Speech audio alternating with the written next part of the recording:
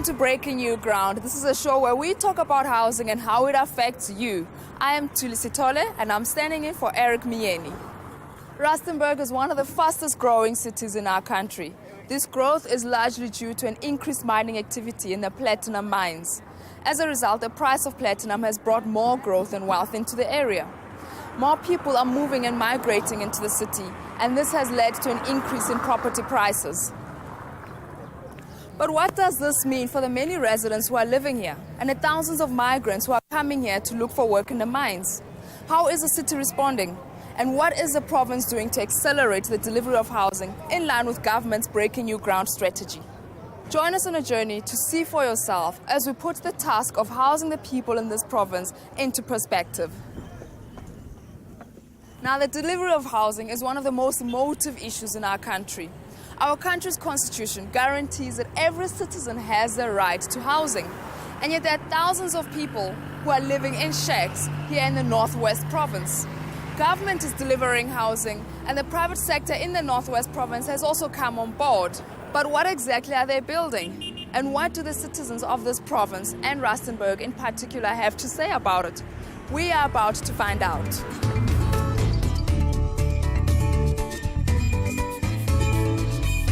Good morning, Vessel. How are you? Morning, Tully. Fine and self. I'm very well, thank you. Welcome in Northwest Province. Thank you very much. I hope you enjoy your stay here, and let us go and see what is happening in Northwest. Perfect, let's do that.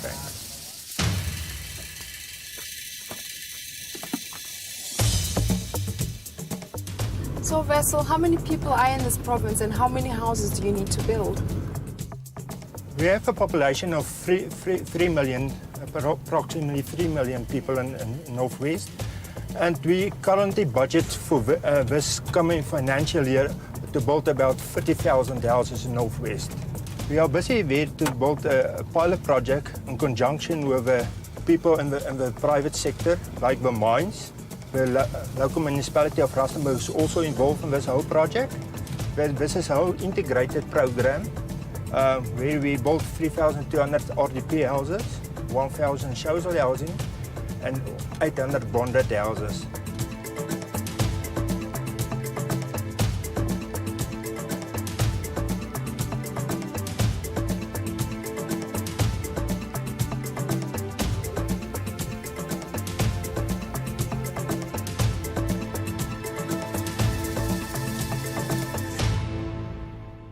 Good afternoon, Johan. Good afternoon, Tilly. How are you? Well, and yourself, thanks. Great. Johan, tell us about this project. How did it come about and what is the idea behind it?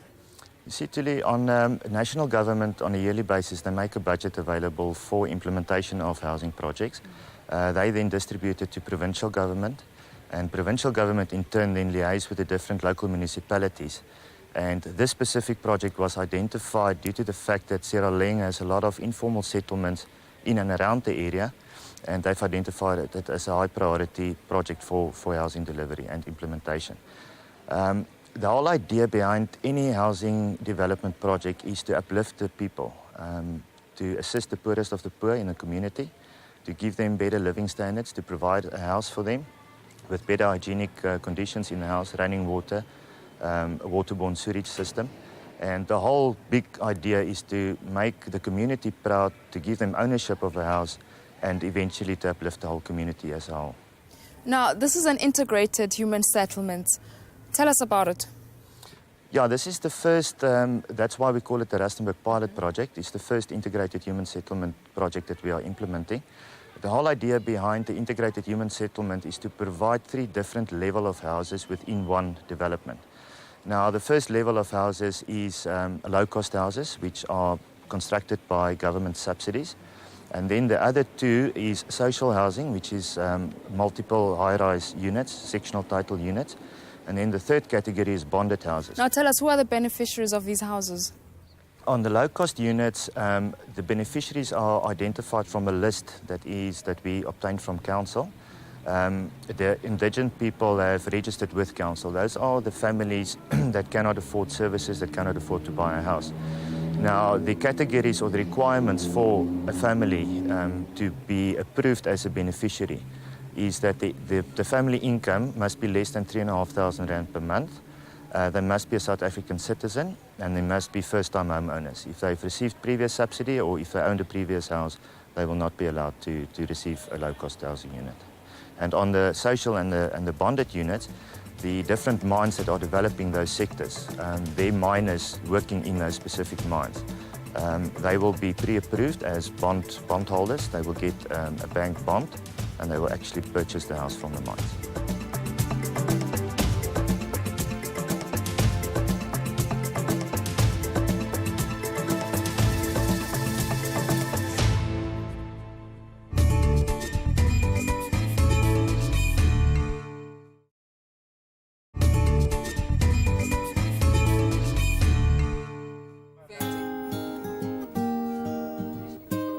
The boom in the platinum industry has brought a lot of people into the area. What does this mean for housing? First, that put the housing delivering in the province under big pressure. See, the light that the province have only get a slice of a cake, of a bigger cake, and we must spread that money over the rest of the entire province. Yes, we allocated for the 2007-2008 budget year, we budget 4,000 units for Rustenburg, but it's not enough to address all the housing problems in the Rustenburg area.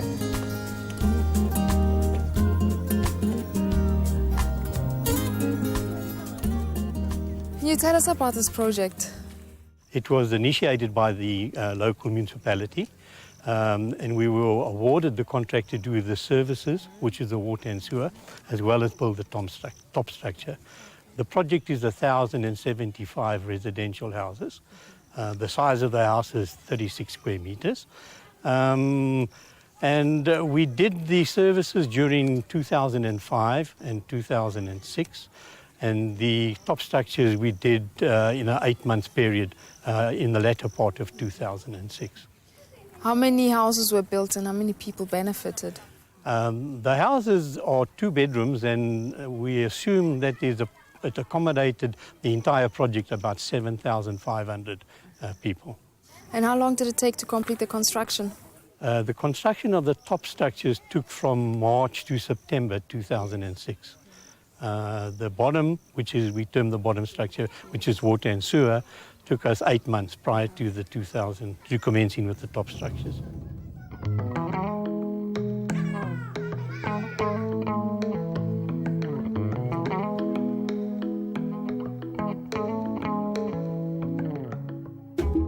Ke kopa o re jwetse hore wena o mang le hore o tswa kae? Ke Boipelo Phokomosane, then ko gae ke Ganyisa. Okay. Le tlile neng mona hore le tlo dula mo ntlong ena ya art? Re tlile ka 2006 ya ka February. Jwale le itumetse o dula mona ntlo ya lona le tshwere hantle? Rena re itumetse ga gona mathata mara mathatanyana teng ke and then re itumetse ka gore ga re sa tle re hirile ne re nna mokhukhung ko ne re nna teng re hirile ko ne re hirile teng ko Tlhabane. Le dula le ba kae mo ntlong?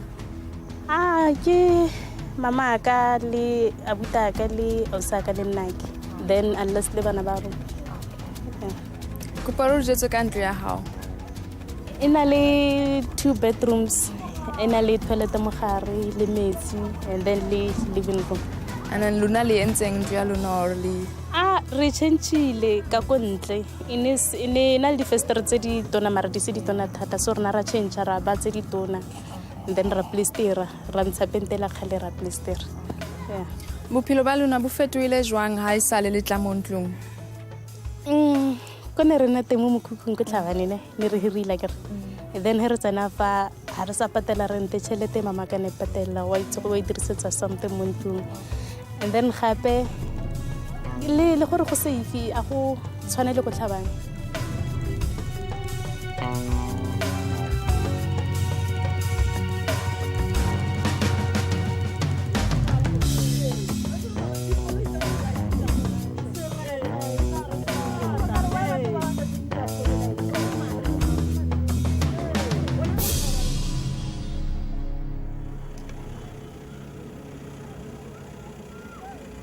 How many people are living in the rural areas?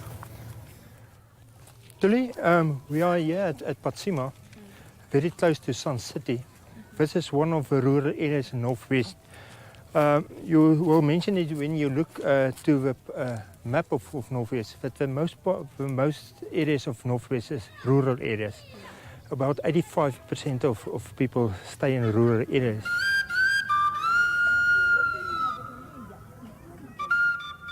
Don, can you tell us how this project is actually different from the previous two that we've seen earlier? There's not a great difference between an urban project and a rural project. We're actually standing at the moment at Patsima, which still forms part of the Rustenburg municipality, but it's a village basically. The difference is that, number one, the stand sizes are virtually twice the size of those in the urban areas, and I assume that land cost has got something to do with it. In this project here, we did an in situ rural project. In situ meaning that we came and built a house next to or on the same property as the informal settlement was. It's got the full facilities, which is water and sewer. And the house size here is 45 square metre because we had additional subsidy money in order to build the bigger house. Well, the negative side of building in a rural area is the cost of transporting your materials from the urban areas to the rural areas. And also we experience a bit of a problem training the local community, but we're however quite successful in training them, and we utilize that labour in other projects in the nearby areas as well.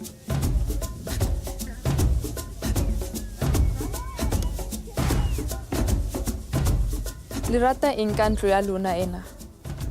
Hai ko ga nne ke sa nne monate kore ne ke kore ya ka ke tshotse ngwana ne ke direla gore ke re ga ke iswa ka mosong ngwana ke a bana le fa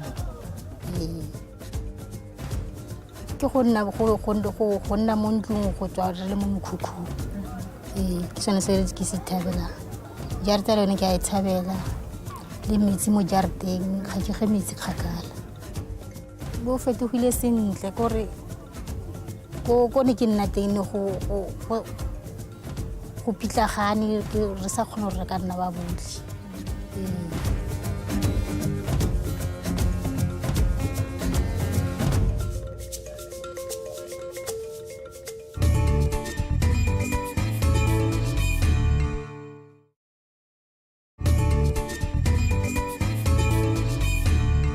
Yes, Rustenburg is part and parcel of the global community, and to that extent due to the platinum boom and all people from within SADC trying to make sure that they enjoy part and parcel of this boom. It creates an opportunity, and it is already viewed as one of the fastest growing cities in Africa and within the world context as well. That has also manifested itself with the demand towards housing, people coming from outside of Rustenburg with mining qualifications to come and take part in this economy. We are sitting with a backlog of houses due to the fact that people from the region, as far as Botswana, Lesotho, Mozambique, we also have people within the province from other cities who are coming through due to this platinum boom. And that gives a big challenge in as far as accommodating such people. Some want to stay permanent, some want to stay for while their contracts are valid. So from all your visits, you could see that the communities are starting to find fit, and the challenges now remain with the other infrastructure. That is how we deal with roads, how we make sure that electricity, water is being taken to them. About 20 to 35% of some of the services are already being given to the communities. But the community needs are so huge that sometimes we cannot adhere to all of them at the same time. So our journey brings us right here to Mafikeng, to the head of housing of the province, Iqbal Motala. Iqbal, we've seen some of your bigger housing projects in Rustenburg. And how many homes have been built? And can you comment on the success of the project?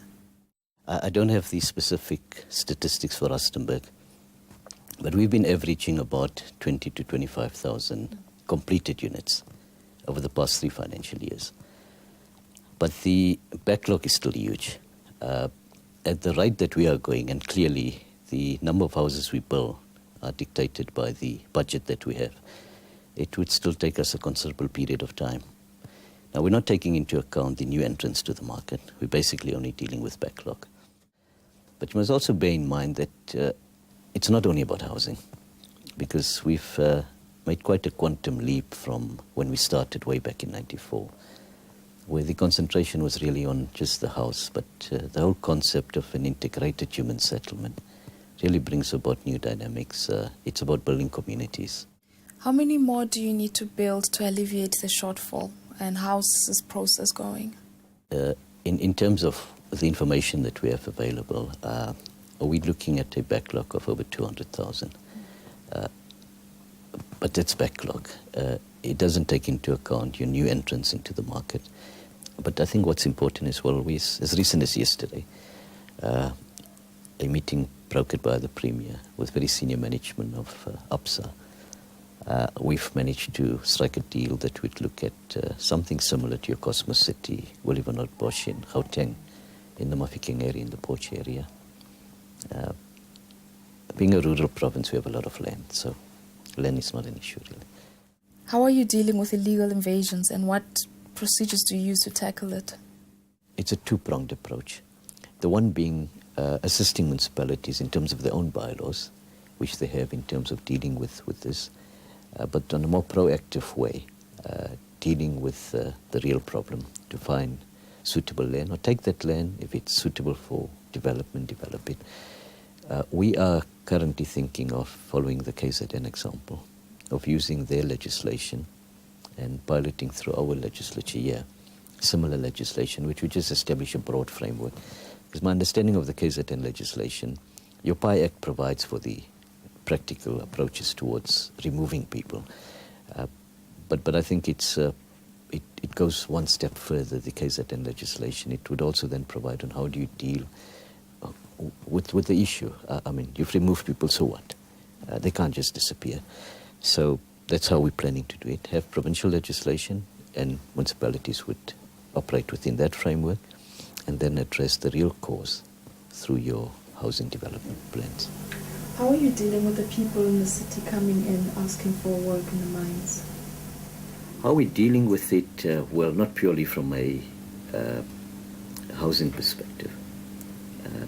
It requires a multifaceted strategy, and one of it is our provincial growth and development strategy. If you look at it and the targets we place there, and it's the approach is also on the basis of you have the treasure route, you have the platinum route, and you identify areas for growth. So in short, yes, we provide what the Constitution enjoins us to do, basic rights, but at the same time, I think it's more than just providing shelter, and we take it up from the perspective of the provincial growth and development strategy and your local economic development initiatives.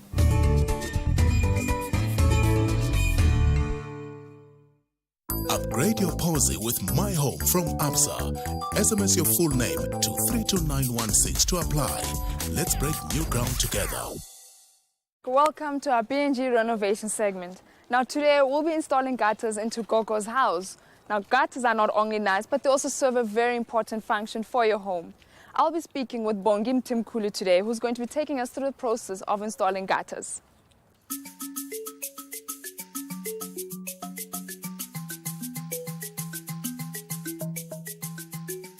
Why are gutters important in a home?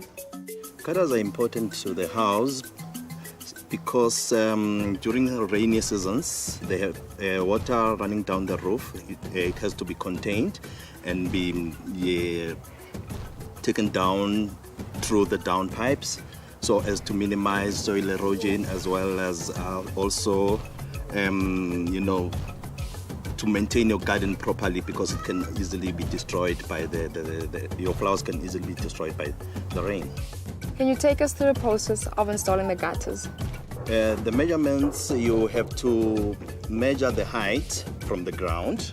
Normally it's about 3 meters.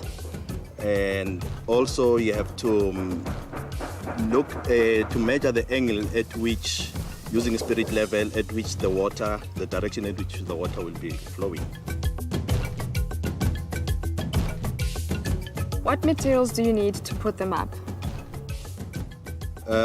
You firstly have to organize your material, the brackets, the gutters, whether it's a square or a semicircle, and also organize the downpipes or also the gully, so as to control your water.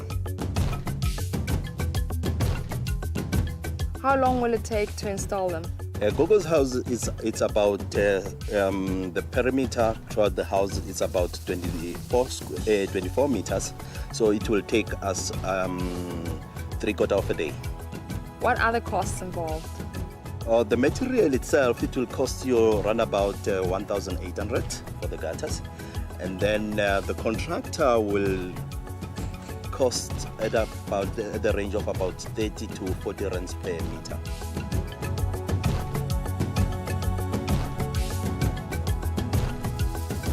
Can you take us through the step-by-step process of putting up the gutters? Today at Gogo's house, what we are doing, we're putting up gutters. We start with the brackets that we mount on the asbestos, and then put up the gutters, mount them, open up the holes for the downpipes using a grinder as well as a tin sniper. Put in the downpipes with using the brackets. Thereafter, you put in your gully to control your water that will take it to the storm drainage system. Improve your RDP house with My Home from Absa. SMS your full name to 32916 to apply. Let's break new ground together.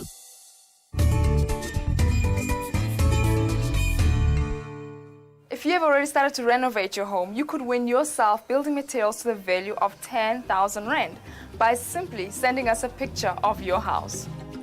You can email it to bng@housing.gov.za or simply post it to PO Box 31201, Braamfontein 2017. See you again next week and breaking new ground. Have a fantastic week.